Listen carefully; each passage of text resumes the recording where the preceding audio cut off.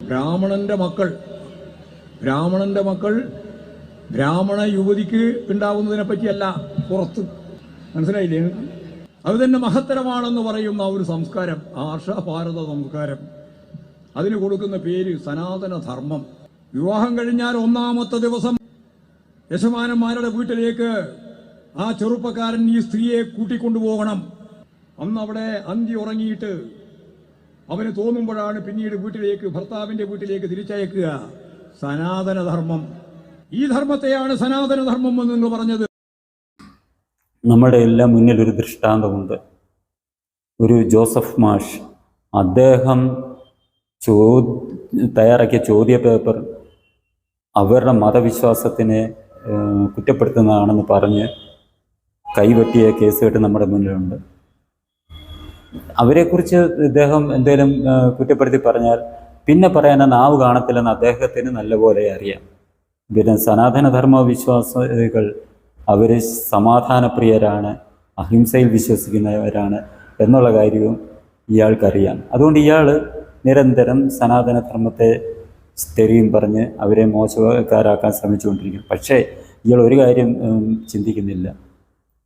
ഈ സ്വാതന്ത്ര്യം കിട്ടിയതിന് ശേഷം നെഹ്റു ഭാരതം ഭരിച്ചുകൊണ്ടിരുന്ന സമയത്ത് ഇവിടുത്തെ പ്രധാന പ്രതിപക്ഷ കക്ഷി, രണ്ടാമത്തെ ഏറ്റവും വലിയ കക്ഷി എന്ന് പറഞ്ഞ് ഇയാളുടെ പ്രസ്ഥാനമായ കമ്മ്യൂണിസ്റ്റ് പ്രസ്ഥാനമായിരുന്നു.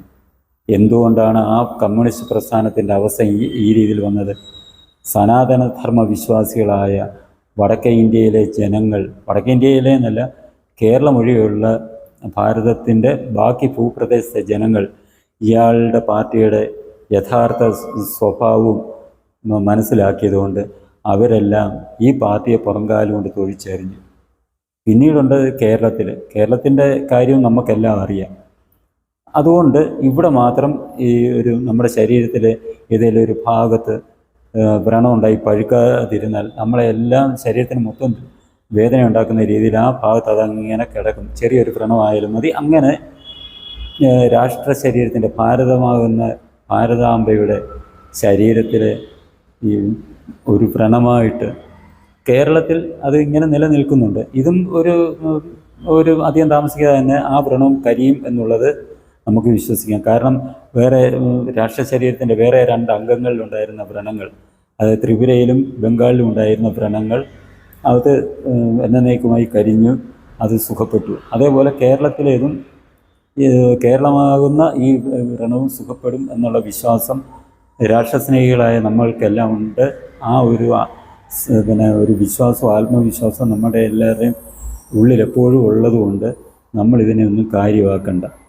പിന്നെ നമുക്ക് വിഷമിക്കേണ്ട കാര്യങ്ങളൊന്നുമില്ല. നമ്മൾ യഥാർത്ഥ സനാതന ധർമ്മവിശ്വാസികൾക്ക് നമ്മളെക്കുറിച്ചല്ല ഇത് പറയുന്നതെന്നുള്ള കാര്യം ഞാൻ നേരത്തെ പറഞ്ഞിരുന്നു. പിന്നെ ഇവർക്ക് തന്നെ പല അനുഭവങ്ങളും ഉണ്ട് മുൻകാലത്തുണ്ടായിട്ടുള്ള. ഇവരുടെ പാർട്ടിയെ സർക്കാർ നിരോധിച്ചിരുന്നു ഒരു കാലത്ത്. എല്ലാവർക്കും പറഞ്ഞു കേട്ടിട്ടുള്ളത് കൊണ്ട് ഇപ്പം അത് അറിഞ്ഞ ആൾക്കാരും അതോടൊപ്പം തന്നെ പറഞ്ഞു കേൾക്കുന്നവരുമുണ്ട്. നമ്മുടെ ചരിത്രത്തിൻ്റെ ഭാഗമായതുകൊണ്ട് അന്നത്തെ കുറേ ഒളിവിലെ ഓർമ്മകൾ എന്ന് പറയുന്ന നേതാക്കന്മാരുടെ ഒളിവിലെ ഓർമ്മകളുണ്ട്.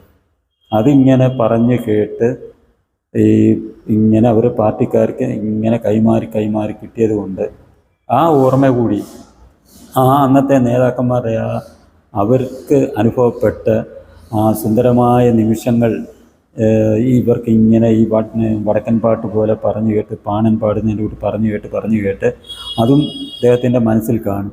അപ്പോൾ തീർച്ചയായിട്ടും അവർക്ക് തോന്നും ഈ മറ്റ് സനാതനധർമ്മത്തിൻ്റെ കാര്യവും ഇതിനായിട്ട് കൂട്ടിക്കൊഴിച്ച് വെക്കുകയാണ്.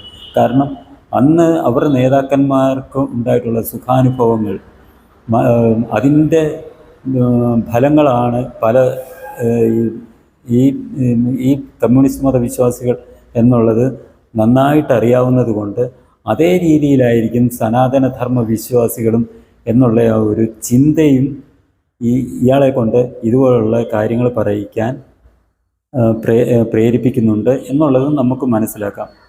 കാരണം ആ പാർട്ടിയുടെ ചരിത്രവും അത് തന്നെയാണല്ലോ.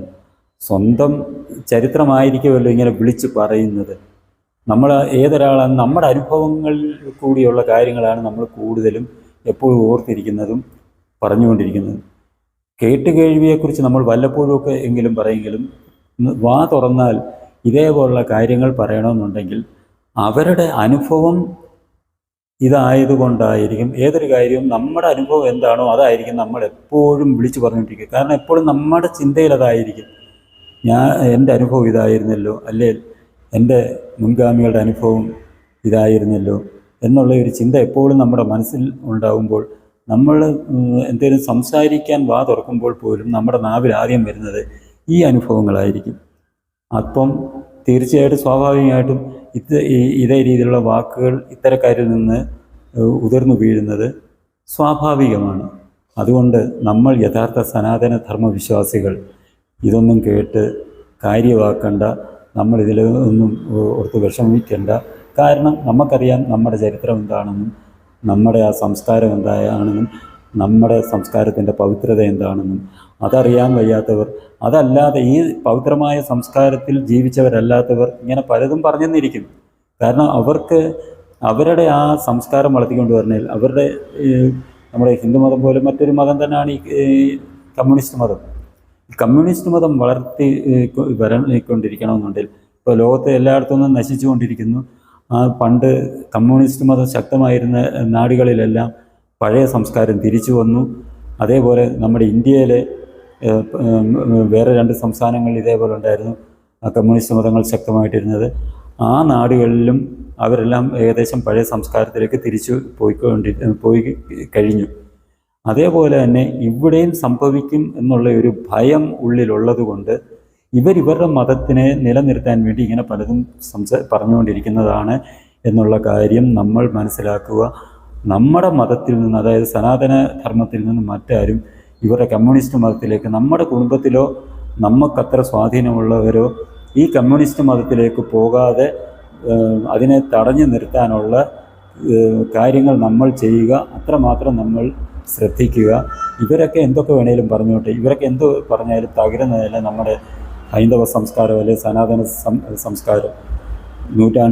എത്രയോ നൂറ്റാണ്ടുകളായിട്ട് ഓരോരുത്തരിങ്ങനെ ഇതിനെ തകർക്കാൻ ശ്രമിച്ചിട്ടുണ്ട്. ഇതുവരെ തകരാത്ത മതമാണ് നമ്മുടെ സനാതന ധർമ്മവും ഹിന്ദുധർമ്മവും.